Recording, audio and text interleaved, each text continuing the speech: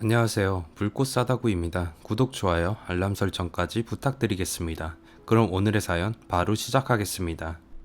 서울에 살고 있고 5년의 결혼 생활 끝에 이혼하고 돌싱으로 돌아온 40세의 여성입니다.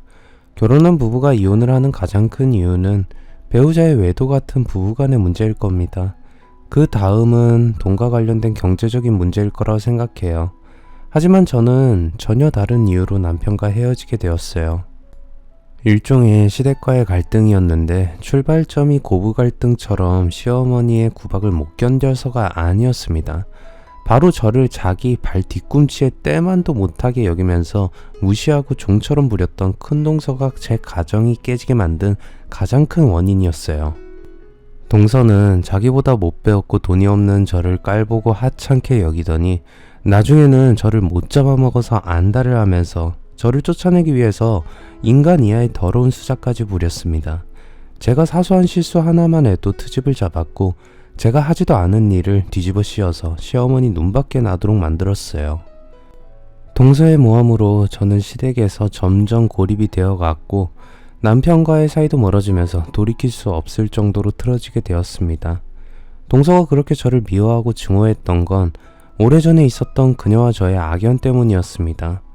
동서와 저는 중학교 친구였어요. 동서는 그때 제게 당했던 것을 마음속에 새기고 복수를 하려고 덤볐던 겁니다. 그 덕분에 순탄하던 제 결혼 생활은 갑자기 불어닥친 거센 폭풍우에 휘말린 배처럼 거칠게 흔들리다가 결국 침몰하고 말았던 거예요. 지옥에서 빠져나온 악마 같은 동서는 끝까지 저를 괴롭혔습니다. 5년 전의 일이지만 동서는 제 인생을 망친 여자로 평생 기억이 될 겁니다. 오늘 이곳에서 시어머니의 구박 때문에 피해망상의 증상까지 생겨서 이혼을 하게 되었다는 어떤 분의 사연을 보고 5년 전 제가 동서에게 당했던 처참한 일들이 떠올라 글을 올리게 되었습니다. 저는 보일러 수리공으로 일하셨던 아버지와 식당 주방에서 일하는 엄마 사이에서 태어났어요. 돈은 없었지만 저희 세 식구는 늘 웃으면서 행복하게 살았습니다. 가진 것이 없어서 단칸방에서 살았고 겨울이면 방 안까지 파고드는 한기에 저는 엄마와 아버지의 사이를 비집고 들어가서 잠을 자곤 했어요. 먹고 사는 게 바빠서 남들이 바다로 산으로 여행을 가는 휴가철에 아버지와 엄마는 일을 해야 했습니다. 그래서 저는 부모님 손을 잡고 근처 공원에 산책을 다니는 게 가족 나들이의 전부였어요. 그래도 저는 세상에서 부모님이 가장 훌륭한 분이라고 생각하면서 자랐어요. 두 분은 늘 성실하고 열심히 일을 하셨고 돈 때문에 늘 어렵고 고민이 많으셨지만 부부싸움 한 번 하지 않을 정도로 사이가 좋으셨어요. 저는 다른 친구들처럼 학원 한 번 다녀보지 못했어도 공부는 곧잘 했습니다. 집에 읽을 만한 책이 별로 없어서 매일 학교 도서관에서 책을 빌려서 집에서 밤늦게까진 읽곤 했어요. 저는 책을 읽고 글을 쓰는 걸 좋아하고 즐겼어요. 제 머릿속에 있는 생각을 글로 표현하는 게 재밌었거든요. 초등학교 시절에는 제 주위에는 친구들이 아주 많았어요. 거기에는 특별한 이유가 있었는데 담임선생님이 책을 읽고 독후감을 써오라는 숙제를 내주면 책을 지독하게 읽기 싫어하는 친구들은 제게 책 내용이 어떤 건지 물었고 제가 말해주는 내용 그대로 적어서 독후감을 내기도 했습니다. 제가 독후감을 내면 선생님은 글을 아주 잘 썼다고 칭찬을 해주셨어요. 하지만 고등학교에 들어가면서 학교 공부를 하다 보니 자연스럽게 글을 쓰는 건 제 관심사에서 멀어지게 되었어요. 저는 대학에 들어가서 동아리 활동을 하면서 남편을 만나게 되었습니다. 입시와 시험으로 얼룩진 고등학교를 벗어나서 자유로운 대학에 들어오자 글을 쓰고 싶다는 욕심이 다시 생겼고 저는 독서 토론 동아리에 들어가게 되었어요. 그곳에서 1년 선배였던 남편을 만나게 되었던 거죠. 제가 동아리에 들어갔을 때 남편이 회장이었어요. 그는 저를 특별히 잘 챙겨주고 관심을 많이 가졌어요. 그때는 남편이 제게 관심을 가지고 있다는 생각을 전혀 못했는데 1년 뒤에 남편이 군대를 가게 되었어요. 동아리에서는 환송회가 열렸고 남편은 환송회가 끝난 다음에 제게 같이 대학 캠퍼스를 걷자고 했어요. 진경아, 우리 학교로 들어가서 걸으며 산책이나 하자. 마지막으로 대학 교정을 머릿속에 담아두고 싶어. 저는 남편을 따라서 해가 져서 어두운 캠퍼스를 걷기 시작했어요. 손을 잡고 이런저런 이야기를 하면서 걷다가 남편은 갑자기 멈춰서더니 화단에 있는 작은 나무의 가지를 하나 꺾었습니다. 이 나뭇가지로 점을 쳐서 나랑 사귀는 게 나오면 넌 내가 제대할 때까지 고무신 거꾸로 신지 말고 기다려야 돼.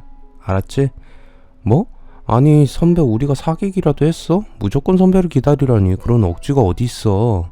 저는 말도 안 된다고 했지만 선배는 제 말을 듣지 않고 가지에 붙어있던 나뭇잎을 하나씩 떼기 시작했어요. 사귄다 안 사귄다 사귄다 아니다 사귄다. 나뭇가지의 점은 저희들이 사귀는 것으로 나왔어요. 남편은 봤지? 우리 오늘부터 1일이야 라고 하면서 웃었어요. 저도 피식 웃고 말았죠. 전 그저 장난인 줄 알았는데 군대에 간 남편은 계속 편지를 보냈어요. 처음에는 의무감에서 답장을 보냈습니다.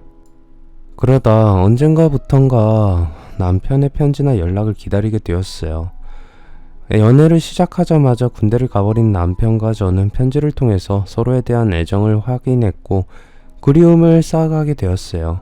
2년이란 시간은 더디게 흘러갔지만 남편은 제대를 하고 복학을 했습니다. 남편은 복학을 한 뒤에 자 오늘부터 우리 사귄 지 2일이야 라고 했어요. 그때부터 저희들은 2년이 넘게 떨어져 있어야 했던 시간을 보상받기라도 하듯이 매일같이 한 몸처럼 붙어 다녔습니다. 그리고 남편이 졸업을 하고 취업을 하게 되자 저희들은 결혼을 약속하고 결혼식 준비를 하려고 했어요. 하지만 저희들의 결혼에는 넘어야 할 벽이 하나 있었어요. 바로 남편의 형이었어요. 남편에게는 형이 있었는데 동시통역사로 일을 하고 있었습니다. 그런데 아주버님이 아직 미혼이어서 남편과 저의 결혼은 계속 미뤄졌어요. 아주버님은 자기는 아직 일이 바쁘기도 하고 사귀는 여성도 없으니 남편을 먼저 결혼시키라고 말했지만 시어머니는 형보다 동생이 먼저 결혼한 경우는 없다고 하면서 고집을 부리셨어요. 다른 집안은 어떤지 몰라도 나는 동생이 형보다 먼저 결혼하면 안 된다고 생각한다. 내가 기철이를 무시해서가 아니라 위아래가 분명해야 하는 거야. 그러니 형부터 짝을 찾아서 결혼한 다음에 혼사를 치르도록 하자. 시어머니는 남편이 언제까지 기다려야 하냐고 물을 때마다 형이 결혼한 다음에 하라고 말했습니다. 남편도 속이 타기는 저와 마찬가지였어요. 엄마, 형은 아직 사귀는 여자도 없잖아. 벌써 2년이 넘게만 나만 바라보고 기다리고 있는 진경이 입장도 생각해줘야지. 형도 나부터 결혼시키라고 말했잖아. 네 마음은 나도 잘 알지만 집안에는 순서가 있는 법이야. 특히 혼사 같은 중대사를 거꾸로 할 수 없는 법이야. 시어머니는 남편이 설득을 해도 고집을 꺾지 않았습니다. 사실 아주버님이 사귀는 여자가 있었다면 저희들은 기다릴 수가 있었어요. 하지만 아주버님은 학창시절부터 공부하는 것 외에 다른 데는 관심조차 두지 않았다고 합니다. 여자에 대해서도 마찬가지였다고 해요. 대학 시절 별명이 부처였을 정도였답니다. 친구들이 여자를 소개해준다고 해도 아주버님은 공부를 해야 한다고 소개팅 제안을 매번 거절했다고 합니다. 그래서 그 흔한 소개팅이나 연애 한번 하지 않고 대학을 졸업했다고 하네요.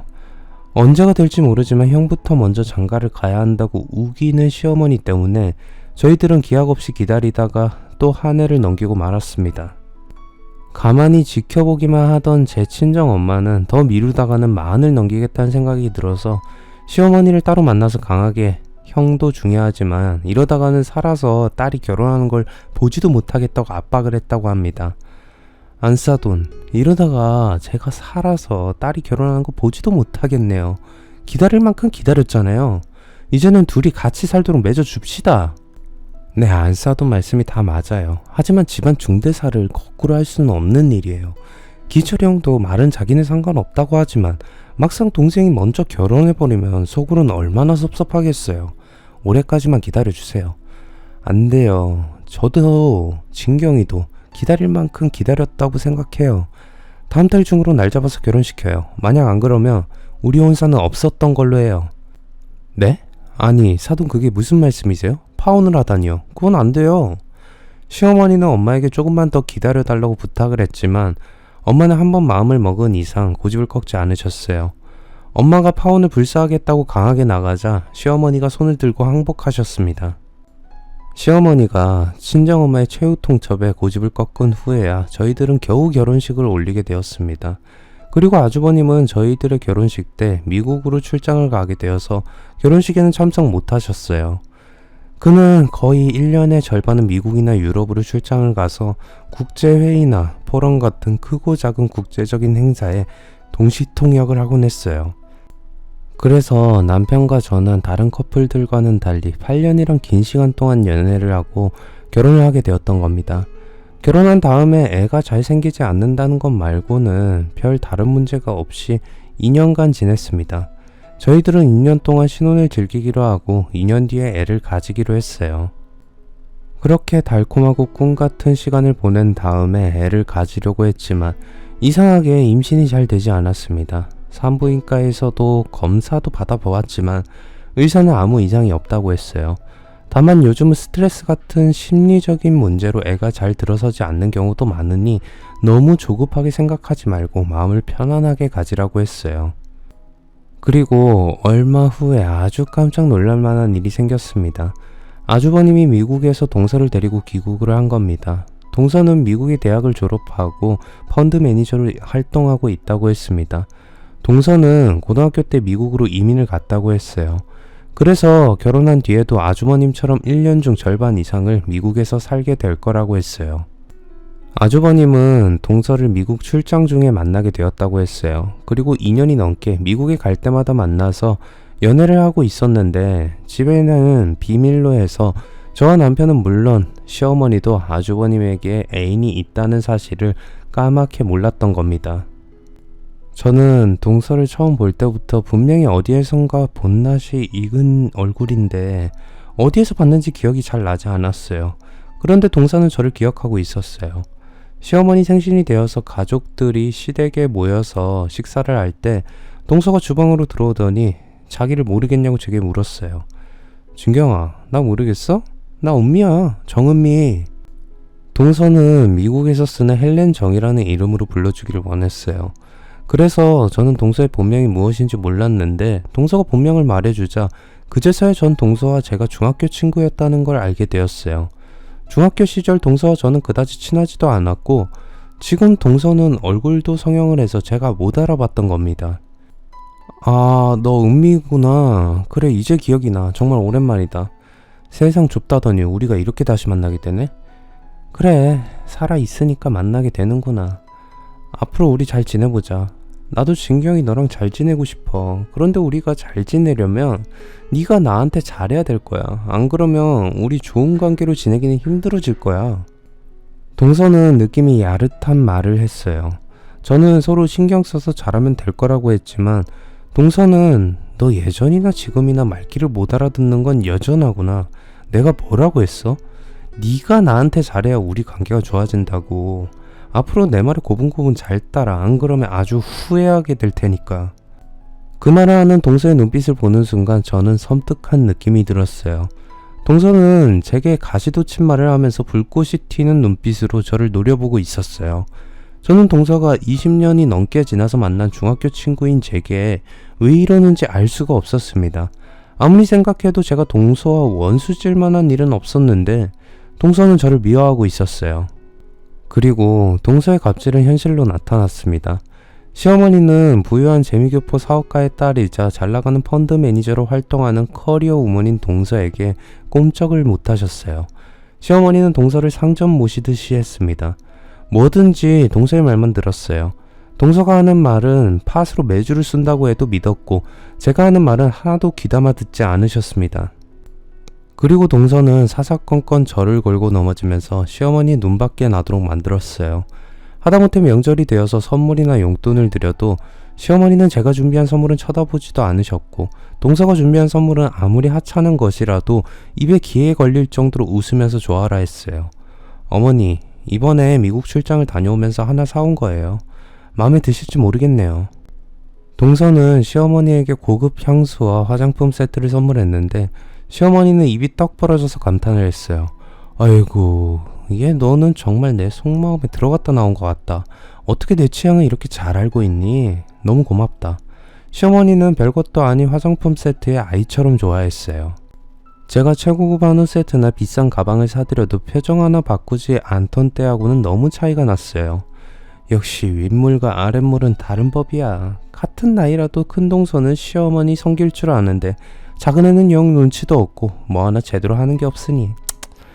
동서와 시어머니가 모이면 항상 제 용을 보는 것으로 결론이 났어요. 어머니, 작은 동서가 아직 해외라고는 나가본 적이 없는 우물한 개구리라서 그래요. 넓은 세상에 나가서 살아보면 세상이 제대로 보이는 법이에요. 하지만 그런 재주도 없는 사람은 어쩌겠어요. 주제 파악을 하고 분수에 만족하면서 살아야죠. 그래, 네 말이 맞다. 그래도 큰애 네가 똑똑하고 능력이 있으니 얼마나 다행이냐.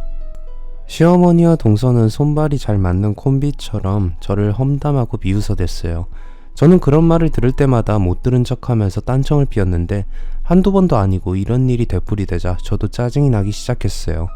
그렇다고 동서만 예뻐하는 시어머니 앞에서 싫은 내색을 할 수도 없어서 그냥 속으로 참는 수밖에 없었습니다. 그리고 얼마 지나지 않아서 저는 아이를 가지게 되었어요. 오래 기다려왔던 아이라 남편은 무척이나 좋아했어요. 하지만 기쁨은 잠깐이었어요. 임신 2달을 넘기지 못하고 저는 유산을 하고 말았습니다. 시어머니와 동서는 저의 임신 사실을 알고도 크게 좋아하지 않았습니다. 시어머니는 애를 가져도 당연히 큰애부터 가져야지. 왜 네가 먼저 임신을 하니? 라고 어이없는 말을 했어요.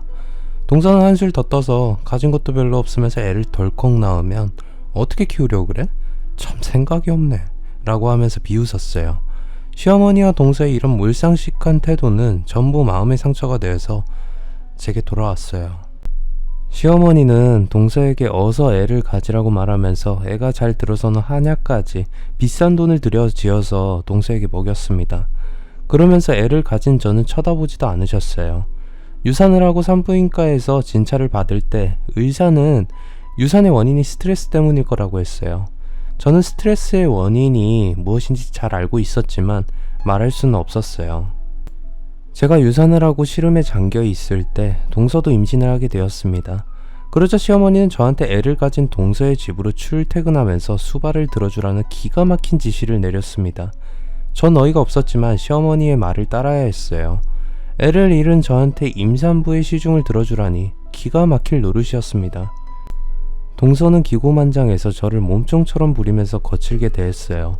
처음에는 받아주었는데 그 정도가 심해지자 저도 화가 나서 제게 도대체 왜 이러냐고 따지고 들었어요. 은미, 너 나한테 왜 이러는 거야? 내가 너한테 잘못이라도 한 거 있어? 잘못한 게 있지? 네가 나한테 무슨 짓을 했는지 기억 안 나? 네가 성훈 오빠를 빼앗아 갔잖아. 그 말에 저는 비로소 동서가 왜 저를 못 잡아먹어서 안달을 하는지 이유를 알 수 있었습니다. 중학교 시절 그때 있었던 일을 동서는 아직도 마음에 묻어두고 있었던 겁니다. 동서와 저는 중학교 시절에 문예부 동아리에서 활동을 했었어요. 그러다 다른 고등학교에 다니는 오빠를 똑같이 짝사랑하게 되었어요. 동서와 저는 연적 관계였던 거죠. 저희들은 그 오빠를 애인으로 만들기 위해서 불꽃 튀는 선의의 경쟁을 벌였고 그 결과는 오빠는 저와 사귀게 되었어요. 은미야, 미안해. 난 진경이가 좋아. 그러니까 이제 나는 잊어. 오빠는 동시에 저와 사귀겠다고 말했고 동서는 울면서 그 오빠에게 매달렸습니다. 오빠 너무해. 내가 오빠를 얼마나 좋아하고 사랑하는지 알면서 나한테 왜 이러는 거야? 오빠가 저를 선택하던 날 동서는 눈물을 흘리면서 저를 노려보았어요. 동서는 제가 오빠를 빼앗아 갔다고 생각한 겁니다. 두고 봐. 내가 꼭 복수하고 말 거야. 전 그 말을 우습게 생각했는데 동서는 자기가 사랑했던 남자를 빼앗아간 저에 대한 복수심을 아직도 가지고 있었던 거죠. 하지만 결과적으로 그 오빠와 저의 연애는 오래가지 못하고 끝이 났어요. 고3이었던 오빠가 1년 뒤에 대학에 들어가면서 동기와 사귀게 되었고 고등학생인 저와는 이제 관계를 끝내자고 통보를 해버렸던 겁니다. 그때 성훈 오빠한테 버림받고 나는 죽으려고도 했어. 그 정도로 고통스러웠고 힘들었단 말이야. 그런데 넌 오빠랑 팔짱을 끼고 히히덕거리면서 데이트를 하고 돌아다녔지? 그런 너를 내가 어떻게 용서할 수 있겠어? 정말 웃기고 말도 안 되는 소리였어요. 은미야, 이제 다 지난 일이야. 20년도 넘었어. 그런 일로 결혼해서 가정까지 있는 우리가 싸워야 되겠니? 좋아, 네가 원한다면 내가 사과할게. 됐지? 저는 동서의 삐뚤어진 마음을 돌려보려고 사과도 하고 타일러도 보았지만 동서는 생각을 바꾸지 않았습니다. 그녀는 자기 눈에서 피눈물이 나게 만들었으니 반드시 제 눈에서도 피눈물이 나도록 만들어주겠다고 말했어요. 어처구니 없는 상황이었지만 애를 가진 동서와 싸울 수는 없었어요. 저는 일단 동서가 왜 저를 이렇게 싫어하면서 괴롭히려고 드는지 원인을 알았으니 동서가 애를 낳고 나면 천천히 대화를 하면서 풀어볼 생각이었어요. 우선 시급한 건 동서가 무사히 애를 낳도록 그녀의 비위를 맞춰주는 일이었어요. 아주버님은 그때도 미국으로 출장을 가 있었습니다.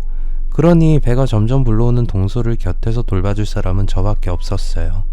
동서는 산딸이 다가올수록 더 발악적으로 저를 괴롭혔습니다. 새벽에 전화를 해서 싱싱한 회가 먹고 싶으니 당장 사오라고 하기도 했어요. 저는 겨우 잠을 깨고 새벽에 수산시장으로 달려가서 몇 시간 동안이나 기다렸다가 회를 떠서 동서에게 가야만 했죠. 그런데 막상 회를 사가면 동서는 왜 이제 왔냐고 화를 내면서 애써 사온 회를 쓰레기통에 처박아 넣어버렸어요. 야, 내가 회를 사오라고 한 지가 언젠데 이제야 나타나? 저리 치워. 동서는 지금은 회를 먹고 싶은 생각이 사라졌다고 했어요. 또 하루는 새벽에 다급한 목소리로 전화를 해서 배가 너무 아프니 당장 오라고 했어요. 전 혹시나 하는 생각에 걱정이 되어서 미친 듯이 달려가면 동서는 그냥 배탈이 났던 것 같다고 가보라고 하는 겁니다.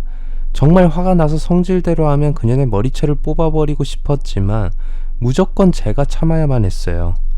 저는 10달 동안 동서가 부리는 온갖 횡포와 짜증을 몸으로 받아주어야 했습니다. 그리고 출산일이 되었어요. 동서는 1시간 동안의 진통 끝에 아들을 낳았습니다. 동서가 애를 낳은 뒤에도 저는 자주 동서의 집을 들락거리면서 바쁜 동서를 대신해서 애를 봐줘야 했습니다. 동서는 일이 바쁘다는 핑계로 애를 거의 제게 맡기고 자기는 신경도 쓰지 않았습니다. 동서는 출산 휴가를 마치고 회사에 복귀를 하게 되었어요. 그러다 1년 뒤에 미국 출장을 가야 하는 동서를 대신해서 애를 제가 맡게 되었습니다. 그녀가 돌아올 때까지 2달 동안 애를 보살피라는 시어머니의 명령이었어요. 그러니 저는 동서의 아들을 돌보는 유모가 되어야 했습니다. 그런데 저는 동서 아들에게 아토피가 있는 걸 알게 되었어요. 아마 동서는 그걸 모르고 있었던 것 같았어요. 저는 병원에 데리고 가서 진찰을 받아보았습니다. 애기 엄마가 애를 너무 방치하면서 키운 것 같아요. 우선 습도를 적절하게 조절해 주시고 위생에도 각별하게 신경을 써주셔야 합니다. 의사는 동서가 애를 제대로 돌보지 않아서 아토피가 생겼다고 했어요. 집안 청소나 환기 그리고 옷 같은 것에 신경을 쓰지 않아서 예민한 아이의 피부가 자극을 심하게 받았다는 겁니다. 저는 처방받은 약을 바르고 먹여주었어요. 그리고 온라인으로 검색해서 아토피를 앓은 아이에게 좋은 음식과 환경은 어떻게 해줘야 하는지 일일이 찾아서 동서의 아들을 지극정성으로 돌봐주었어요. 그런데 2달 뒤에 출장에서 돌아온 동서는 애한테 아토피가 생겼다고 2달 동안 애를 어떻게 봤길래 이 지경이 되었냐고 길길이 날뛰었어요. 시어머니도 달려와서 애한테 아토피가 생긴 걸 보더니 너는 애한테 신경을 쓰지도 않고 뭘 했냐고 삿대질을 하면서 몰아세웠습니다. 저는 아토피는 전부터 있었고 훨씬 심했는데 2달 동안 제가 잘 살펴봐서 많이 좋아진 거라고 했지만 시어머니는 욕을 하면서 제 말을 막았어요. 애도 못 낳는 년이니까 남의 귀한 줄도 모르겠지. 그날 저는 너무 억울하고 분해서 혼자 눈물을 흘렸습니다. 남편한테 하소연을 했지만 어처구니 없게도 남편조차 제 말을 믿지 않았습니다. 형수애는 당신이 주로 돌봐왔잖아. 형수도 당신을 믿고 일하는 데만 신경을 쓰고 있었는데 애가 아토피가 심하다고 하니 화가 날 만도 하지. 당신은 그게 말이라고 해? 내가 낳은 애야? 처음부터 동서가 신경을 쓰지 않아서 아토피가 심해질 대로 심해진 상태에서 내가 돌보게 된 거란 말이야. 그런데 왜 모두 내가 거짓말을 했다고 몰아붙이는 거야? 당신이 잘못했다고 몰아붙이는 게 아니잖아. 형수가 그렇게 생각할 수도 있다는 거야. 그러니까 잘해주고도 욕을 먹지 않으려면 앞으로는 더 신경을 써. 나는 최선을 다해서 하고 있다고. 그래도 나한테 돌아오는 건 그것밖에 못하냐는 소리뿐이야. 그렇다고 엄마가 형수만 챙기는데 당신은 엄마하고 맞설 수는 없잖아. 그게 좋은 게 좋은 거야. 안 좋은 소리는 한 개로 듣고 흘려버려. 남편은 마치 남의 말을 하듯이 무심했어요. 제가 시어머니와 동서 때문에 얼마나 심한 마음고생을 하고 있는지 아무리 말해도 남편은 제 말에 귀를 기울이지 않았습니다. 저는 그렇게 시댁에서 최선을 다해서 잘해보려고 해도 아무도 인정해주지 않은 외톨이가 되어갔어요. 동서의 아들은 제가 계속 돌보게 되었고 제 아이를 가지는 것보다 동서의 아들을 잘 키우는 게 중요한 일이 되었습니다. 그리고 1년 뒤에 저는 동서의 충격적인 비밀을 알게 되었어요. 동서는 중학교 때 만났던 그 오빠를 아주버님 몰래 만나고 있었던 겁니다. 저와 연락이 닿는 중학교 친구 하나가 동서가 다른 남자를 만나고 있다는 말을 해주었어요. 얼마 전에 은미 만났는데 나한테 자기 첫사랑을 이뤘다고 자랑을 하더라. 그래서 내가 물어보니 세상에 옛날에 니들 둘이 사랑 싸움했던 그 남자를 만나고 있다는 거야. 저는 너무나 충격적인 말이어서 친구의 말을 믿지 않았는데 친구는 동서가 그녀와 전화 통화를 하면서 그 오빠와 만난다고 떠들었던 걸 녹음한 내용을 들려주었어요. 저는 그에 대한 동서의 집착이 이 정도로 지배할 줄은 상상도 못했습니다. 이제는 유부녀인 동서가 그런 불장난에 휩쓸리도록 내버려 두어선 안 된다는 생각이 들었어요. 저는 그의 연락처를 백방으로 수소문했어요. 동서와 통화한 친구는 그 오빠가 다니는 회사가 어디인지 동서가 말해주었다고 했어요. 저는 그 회사를 통해서 연락처를 알아내서 그에게 연락을 했습니다. 처음에 그는 제가 누구인지 기억을 못하다가 나중에 저와 있었던 추억을 떠올리고 깜짝 놀랐습니다. 저는 중요하게 할 말이 있으니 만나자고 했어요. 그리고 엄마를 불러서 동서의 아들을 맡기고 그 오빠를 만나서 단판을 지었습니다. 진경아, 이게 얼마만이야? 길에서 스쳐 지나가면 몰라보겠어. 그래도 옛날 얼굴이 남아있구나. 오빠도 하나도 안 변했네. 그래, 무슨 일로 나를 보자고 한 거야? 저는 단도직입적으로 유부녀인 동서가 왜 바람을 피우냐고 물었어요. 그러자 그는 깜짝 놀라서 동서가 결혼했다는 거 몰랐다고 했어요. 그는 결혼을 했다가 2년 전에 이혼을 하고 혼자 살고 있다고 했습니다. 그의 전처는 저와 헤어지고 만난 대학 여자 동기였다고 했어요. 전처와 헤어진 이유는 전처의 외도 때문이었답니다. 대학을 다니면서 연애를 할 때 그 오빠에게는 절친이 한 명 있었는데 그 친구는 오빠가 데이트를 할 때도 자주 같이 만났다고 합니다. 그리고 결혼을 한 뒤에도 집으로 놀러와서 같이 술도 마시고 오빠 부부와 어울렸다고 했어요. 가끔씩 술이 취하면 오빠의 집에서 자고 가기도 했다고 하네요. 그렇게 1년이 넘게 세 사람은 각별한 사이로 친하게 지내왔는데 오빠는 그 친구와 아내의 관계가 심상치 않다는 걸 알게 되었다고 했어요. 처음에는 서로 친한 사이니까 둘이 따로 만날 수 있다고 생각했답니다. 그런데 주위에서 들리는 소문이 심상치 않았다고 해요. 둘이 술을 마시기도 했고 오빠에게는 거짓말로 둘러대고 둘이서 여행을 다녀오기도 했다는 거죠. 그리고 결정적으로 둘이 불륜관계라는 걸 알게 된 오빠는 아내와 이혼을 하게 되었다고 합니다. 오빠와 이혼을 한 전처는 그 친구와 재혼을 했다고 하네요. 친구와 아내에게서 동시에 배신을 당한 오빠는 큰 마음의 상처를 입고 지내고 있었는데 우연한 기회에 지인이 유능한 재미교포 펀드 매니저를 소개해주겠다고 해서 만났는데 동서였다고 합니다. 그도 저처럼 동서를 바로 알아보지 못했는데 동서가 먼저 아는 척을 했다고 합니다. 그때 동서는 아직 미혼이라고 했고 그가 한 번 결혼에 실패한 건 상관없으니 진지하게 만나자고 했다고 합니다. 그래서 그는 동서와 만남을 이어오게 되었다고 해요. 은미가 나를 속였구나. 나는 은미하고 재혼할 생각까지 하고 있었는데 어떻게 그런 거짓말을 나한테 하다니. 그렇지만 이제 사실을 알았으니 은미하고는 만나지 않을게. 오빠는 이제 동서가 유부녀인 걸 알았으니 다시 만나지 않을 테니 시댁에는 비밀로 해달라고 간곡하게 부탁했습니다. 그래서 저는 시어머니 아주버님에게 입을 다물었어요. 그런데 얼마 후에 동서가 화가 잔뜩 난 얼굴로 저를 찾아왔습니다. 왜 쓸데없이 오빠를 만나서 헛소리를 했냐고 소리를 질렀어요. 야, 네가 뭔데 성훈 오빠 만나서 내가 유부녀라고 까불렸어. 너 20년 전에도 오빠랑 내가 갈라지도록 방해하더니 지금도 내가 성훈 오빠랑 만나지 못하도록 방해하려고 들어?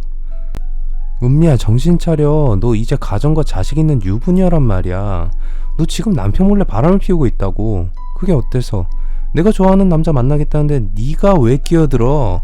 앞으로 한 번만 더 내 사생활에 간섭하면 가만 안 둘 테니까 알아서 해. 어디 주제도 모르고 설치고 다녀? 거지 같은 년이. 동서는 마음에 두고 있던 오빠가 제 말을 들은 뒤 만나주지 않자 이성을 잃고 제게 입에 담을 수 없는 거친 욕을 하면서 악을 써댔습니다. 저는 화가 나서 이성을 잃은 동서에게 너는 유부녀라는 걸 명심하고 행동 조심하라고 충고해 주었지만 동서는 잘난 척하지 말라고 도끼가 오른 눈으로 저를 노려보고 들어갔습니다. 그리고 저는 그 일을 머릿속에서 지워버렸습니다. 애도 없는데 전업적으로 생활하는 건 너무 답답해서 보험 설계사로 일을 하게 되었어요. 주로 연금보험이나 펀드와 결합된 상품을 판매하는 일이어서 영업 대상은 주로 고액 연봉자들이나 돈이 많은 퇴직자들이었어요. 저는 매일같이 지인들을 통해서 고객을 확보하려고 노력을 했고 온라인이나 다른 마케팅 수단도 동원해서 영업에 힘을 쏟았습니다. 그렇지만 월 보험료가 워낙 세다 보니 저의 영업 실적은 저조했어요. 그때 동서가 제 영업을 도와주겠다고 하면서 고위 공무원으로 있다가 퇴직한 남성을 소개해주겠다고 했어요. 그는 동서의 펀드에도 가입하고 있어서 동서가 관리하는 고객 중 하나라고 했어요. 저는 동서가 무슨 바람이 불어서 저를 도와주겠다고 하는지 의아한 생각이 들었지만 발등에 불이 떨어졌기에 그를 소개받았습니다. 그런데 제가 열심히 상품을 설명하는 동안 그는 슬며시 제 옆으로 오더니 어깨에 손을 올리고 웃었어요. 그리고 손을 잡았습니다. 저는 정중하게 그러지 말라고 부탁을 드렸죠. 저 고객님 이러시는 거 제가 좀 부담스러워서요. 조심해주세요. 아 그래요. 내가 워낙 손버릇이 좀 안 좋아서 실수를 하고 말았네요. 미안해요. 미안하면 우선 제 무릎에 올린 손부터 치워주시겠어요? 아 그래 알았어. 그날은 그 남자가 사과를 해서 저는 그냥 넘어갔습니다. 그런데 며칠 뒤에 그는 제게 연락을 해서 같이 교회로 드라이브를 가자고 했어요. 저는 고객과 사적으로 만나지는 않는다고 정중하게 거절을 했지만 그는 오늘 만나서 바람이나 쐬면서 상품 가입을 확정 짓자고 했어요. 저는 그 말을 믿고 그의 차를 타고 같이 드라이브를 하러 나갔습니다. 그런데 그는 카페에 들어가자 또 제 옆에 앉아서 제 몸에 손을 대려고 했어요. 제가 말씀드렸죠. 이러시면 정말 곤란합니다. 저는 바로 정색을 하면서 그에게 경고를 했습니다. 그는 잘못했다고 말했고 상품 가입은 다음에 생각해보자고 했어요. 저는 아무 성과도 없이 집으로 돌아오고 말았어요. 그런데 며칠 후에 시어머니가 저를 시댁으로 불렀습니다. 시어머니는 제가 그 남자와 같이 있는 모습을 찍은 여러 장의 사진을 제 얼굴에 던지면서 이런 미친년 네가 감히 다른 놈이랑 바람을 피워? 당장 이 집에서 나가. 저는 온몸이 떨려왔어요. 아뿔싸. 동서가 쳐놓은 덫에 걸렸구나 하는 생각이 들었고 순간 머릿속이 하얗게 변해버렸습니다. 이 악독한 년은 저를 남편 몰래 바람을 피우고 다니는 년으로 만들었어요. 남편은 굳은 표정으로 이혼을 하자는 말을 했어요. 그러면서 동서가 자기를 찾아와서 제가 그 남자와 깊은 관계라는 걸 다 말해주었다고 했어요. 모두 동서가 계획적으로 꾸민 짓이었어요. 동서는 처음부터 저를 불륜녀로 몰아세우려고 그 남자를 고객으로 소개해 주었던 겁니다. 아마 동서는 그에게 저를 만나면 오해를 받을 만한 신체 접촉을 최대한 많이 하라고 말해 두었을 겁니다. 그리고 저와 그 남자가 상담을 하면서 그가 제게 스킨십을 할 때마다 파파라치를 고용해서 몰래 사진을 찍었던 거죠. 정말 악랄하고 괘씸한 짓을 그녀는 꾸민 겁니다. 동서가 벌렸던 짓의 후폭풍은 아주 큰 파장으로 제게 돌아왔습니다. 제가 아무리 그 남자와는 영업 때문에 두어 번 만난 사이일 뿐이라고 해도 남편은 제 말보다는 동서의 말을 굳게 믿고 있었어요. 그때부터 저희 부부는 별거에 들어갔어요. 저 역시 제 말을 믿지 않는 남편에게 정이 완전히 떨어져 버렸어요. 시어머니도 저에 대한 오해를 풀지 않으셨어요. 시어머니는 저를 봐도 아는 척도 하지 않았고 말도 섞지 않았습니다. 이렇게 저의 결혼 생활은 파국을 향해 치달아가고 있었어요. 떨어져 지내다 보니 남편과 저의 사이는 더욱 멀어져 갔고 이제 이혼은 시간 문제라는 생각이 들었습니다. 제가 한 번씩 문자를 해도 남편은 답장도 보내지 않았어요. 답답해진 저는 전화를 했어요. 당신 뭐하고 있어? 회사에서 일하고 있지. 놀고 있겠어? 남편은 귀찮은 듯한 말투로 대답했어요. 당신 정말 말을 그렇게밖에 못해? 내가 뭘 그럼 어떻게 해야 되는데? 우리가 별거 한 지 3개월이 넘었어. 이제는 앞으로 어떻게 할 건지 결정해야 되지 않아? 아 나도 모르겠어. 회사에서 일하는 것만 해도 머리가 복잡해서 당신 문제까지 신경 쓸 겨를 없어. 그럼 계속 이렇게 남남처럼 살자는 거야? 이혼을 하든 다시 합치든 양당 간에 결정을 해야 하잖아. 남편의 무책임한 말에 저도 모르게 언성이 높아졌어요. 그러자 남편도 짜증을 냈습니다. 왜 화를 내는 거야? 화를 낼 사람은 당신이 아니고 나야. 우리가 왜 별거를 하게 됐는지 당신 몰라? 정말 뻔뻔스럽네. 남편은 동서가 말한 대로 제가 다른 남자와 외도를 했다고 믿고 있는 것 같았습니다. 다른 사람은 몰라도 남편만은 저를 믿어줄 거라고 생각했는데 그러지 않았습니다. 제 눈에서는 억울하고 서러워서 눈물이 흘러내렸어요. 그럼 당신도 내가 다른 남자와 불륜관계를 가졌다고 생각하는 거야? 동서가 당신이 그놈이랑 같이 있는 걸 확실하게 봤다고 하는데 어떻게 안 믿을 수가 있어? 나도 어떻게 해야 할지 모르겠다고. 내가 동서가 왜 나를 괴롭히는지 말해줬잖아. 그런데도 몰라? 전부 그년이 당신하고 내가 갈라서게 만들어서 복수하려고 일부러 꾸민 짓이란 말이야. 그건 당신이 하는 말이지. 형수가 왜 그런 말도 안 되는 짓을 꾸민다는 거야? 그것도 20년 전의 일 때문에? 그걸 나보고 믿으라는 말이야? 당신이라도 내 말을 믿어줘야지. 안 그러면 내가 누구 믿고 살아. 저는 눈물까지 흘리면서 남편에게 동서가 하는 말은 전부 꾸며낸 거짓말이라고 애원했지만 남편은 한숨만 쉬다가 나중에 다시 이야기해. 나 지금 회의 들어가야 돼. 끊어. 라고 했어요.